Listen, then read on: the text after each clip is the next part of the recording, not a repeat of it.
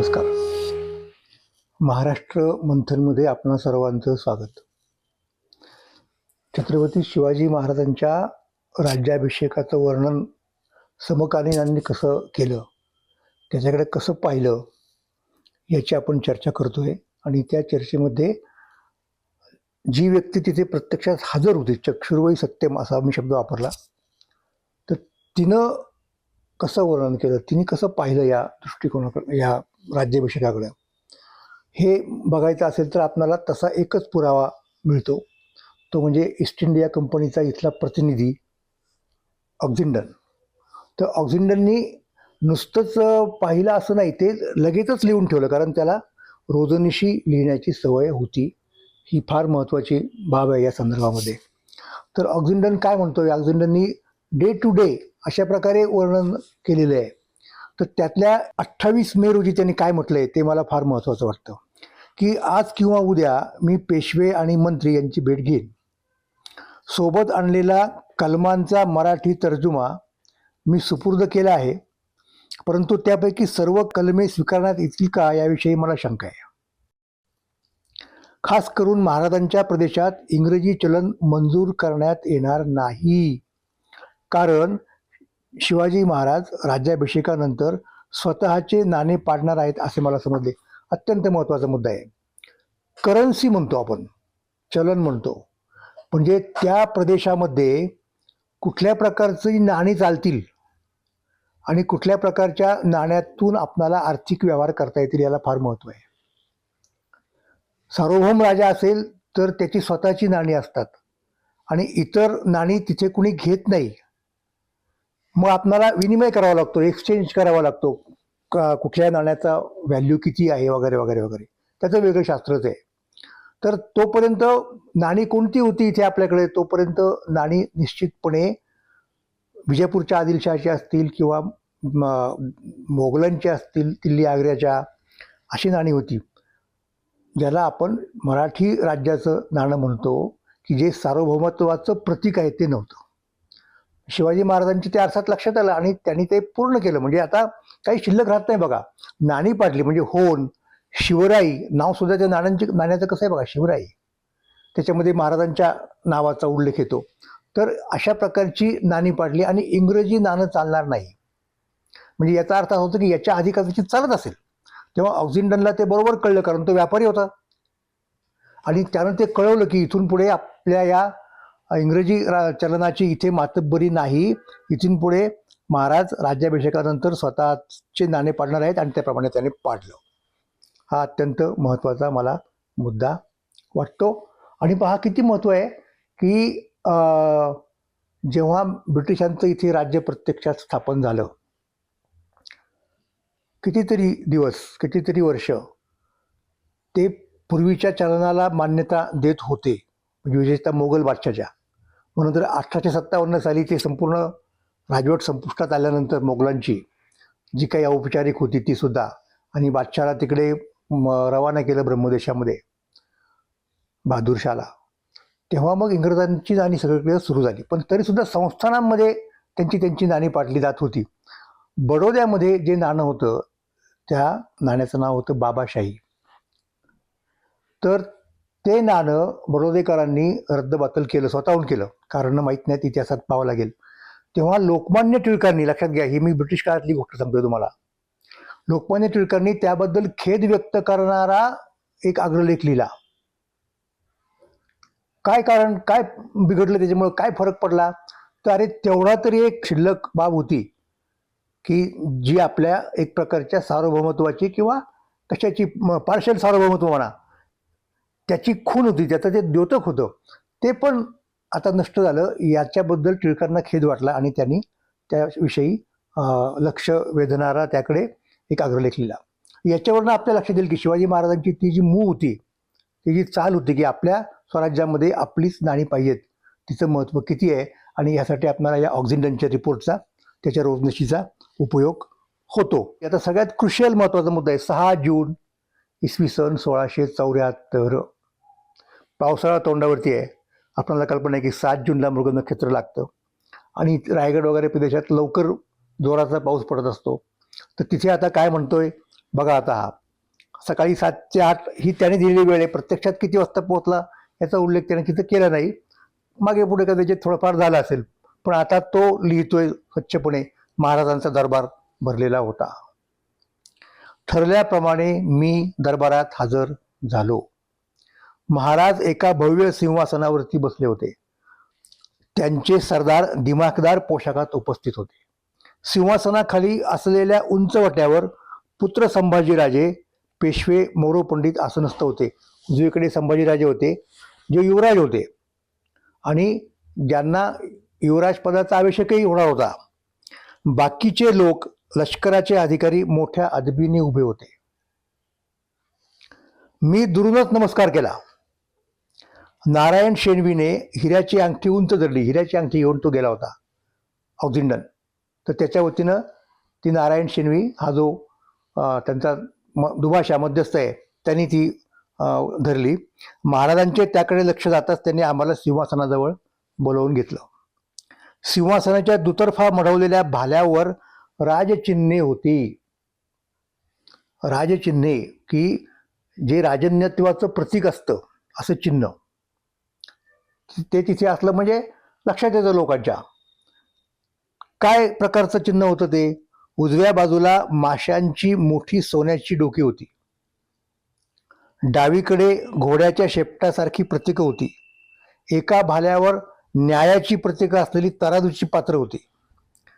आता इथे बघा, आपल्याला एक गोष्ट सांगता येईल की माशांची डोकी कशासाठी? तर छत्रपतींना त्याच्यातनं असं कदाचित सूचित करायचं असेल की इथल्या समुद्रावर सुद्धा माझी सत्ता आहे. मोगलांनी एवढं मोठं राज्य स्थापन केलं, विजापूरकरांचं राज्य होतं, पण त्यांच्या लक्षात हा मुद्दा आला नाही की अरे आपण जर सार्वभौम असू तर आपल्याला आपल्या लगत जर किनारा असेल, तो किनारा आणि किनाऱ्यालगतचा काही एक प्रदेश म्हणजे समुद्रातला प्रदेश, समुद्र यांच्यावरती आपली सत्ता पाहिजे. कारण हे युरोपियन राष्ट्रामध्ये फार होतं. तिथे त्यांचे कायदे चाललं होतं. जसं ग्रोटियसचा तो जो कायदा होता, आंतरराष्ट्रीय कायदा ज्याचा तो जनक आहे, त्यांनी ते ठरवून दिलं होतं की अरे इतका लांबीचा समुद्र आपल्या मालकीचा, असं समजायला हरकत नाही.